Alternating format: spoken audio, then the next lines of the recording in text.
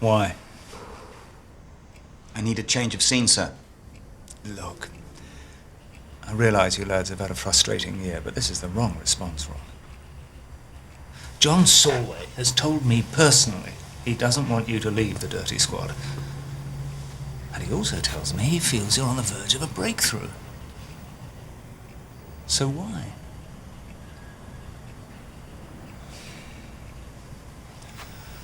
All right. You're going to have to tell me what this is all about.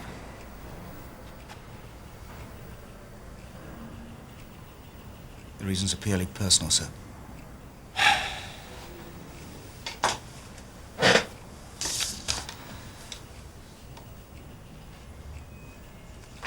All right.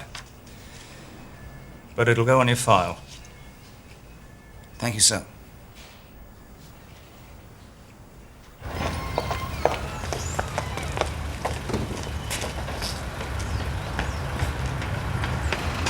Station. Austin, stop! What? Your rail ticket, your sleeper reservation. Right. Station, please. And Barry Morgan rang from the Daily Mirror. No. Listen, will you? He asked if it was true that you'd already put a bid in for the Hammersmith television studios. What'd you say? Well, what was I supposed to say? What did he say? He said, were you anticipating that the bid for the television franchise would be successful in that case? What did you say? I denied everything. I thought that was best. I told him that all his questions would be answered this afternoon at the Dorchester Hotel. Well done, Sandra. Right, see you tomorrow. Right, come on, station. Ready up. Ladies and gentlemen, Mr. Austin Donahue, chairman of the Northern Television Franchise Bid. Perfect.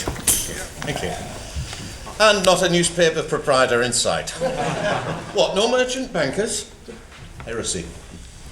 No, this is a bid from the grassroots. Education, trade unionism, the arts, local government. Bingo! All right. Some of the 22 millions of capital comes from the profits of bingo halls. But that's not to be despised, I assume. It's also true that, as a body of people, we're slightly further to the left than some other bids for this television station. But let me ask you something. Why should the Geordie working man only watch programmes dreamed up in New York or Los Angeles or London? What makes you think that all he ever wants is that dreadful mix of the Hampstead Agenda and American soap operas? Now, maybe Geordie would like the big picture for a change. Damp. They've only been up 2 years. Have you talked to Bede Connor? Oh, Eddie, I've written them letters begging for help. And it's not just in here. It's practically the whole block. Right. There's only one language Connor understands. Good afternoon, gentlemen.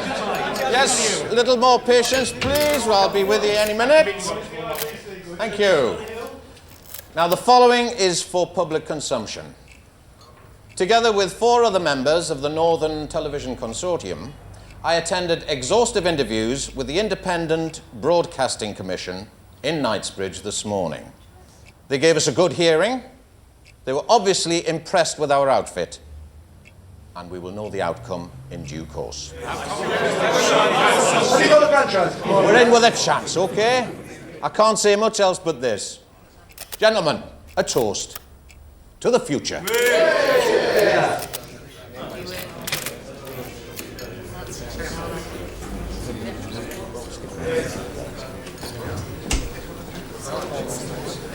Ready? Sandra, can you get a beer for Mr. Wells? No thanks, Austin. I've come to talk to you about the Willow Lane flats. Idiots, for God's sake, not now, man. Right now. I don't mind saying what I've got to say in front of people. I won't take long. I'd like Connor to hear for a start. Sandra, give them another drink.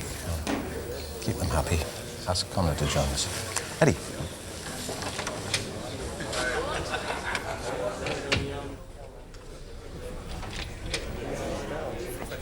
What does he want? I'm here to speak up for some of the people living in the Willow Lane flats, particularly Mrs. Cox. Oh, yes. Now, this young woman and her husband and their bairns are living in a pigsty. They were glad enough to get it, as I remember. Have you been back since and had a look? This is a disgrace, and so are you. No. I'm giving you fair warning. Get off your backside and get this sorted out, whatever the cost. Or else. Or else what? Or else I'll do a bit of public relations myself.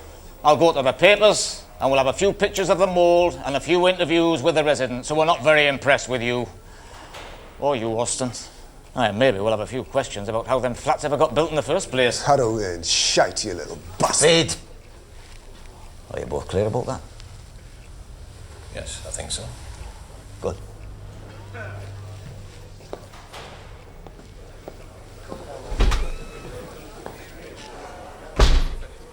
He's even had the nerve to go to the city surveyor. Those flats are going to have to be put right. I'm supposed to go to the corporation and say, as chairman of the housing committee, that I want an extra £1 million to spend on a block of flats that's only been up 2 years? What's the alternative? Do nought. In 6 months' time, they'll have forgot about the flats again. And I'll break Eddie's back for one dark night. Bede, I think you're missing the point here. The flats must be put right. Now, you're going to have to talk to Edwards. Me? You're the one that brought him up here. You talk to him.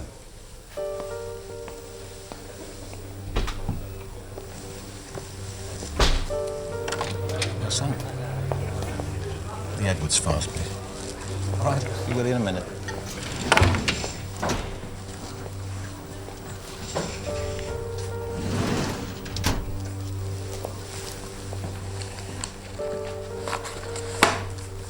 All of it. I want all of it, Sandra. This is all of it. You've got the rest at home. No, I haven't. Well, it isn't here, Austin. I haven't seen it for months. Well, when exactly? Well, we started a new file. The date will tell you. July 66. Wasn't that when Nicky Hutchinson left?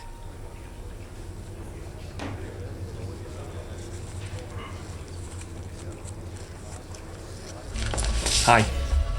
Nicky, hey! Didn't recognise you with your tush. Mary. Helen Windsor. Hello. Hi. It's Oscar. Hi. Hiya. Windsor. No relation.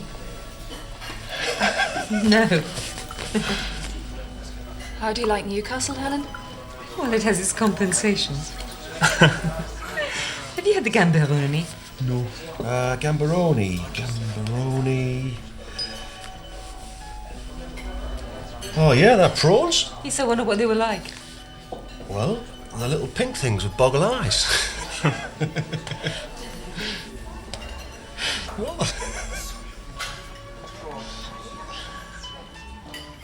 My, what you expected? To be honest, no. I'm a bit surprised. Are you? Why? Only 'cause Nicky said he met you through the anarchists. Trot. Suffering hell. I don't think any of them is anarchist in the real sense. Oh, I don't know. I think... Well, I suppose I was expecting a cliche anyway. We knew she worked in a bank, though, didn't we? You on the tills? I'm sorry, I was talking to Mary. Well, I realise you don't work as a cashier. No, I'm an analyst for a merchant bank. Oh, I was one of them.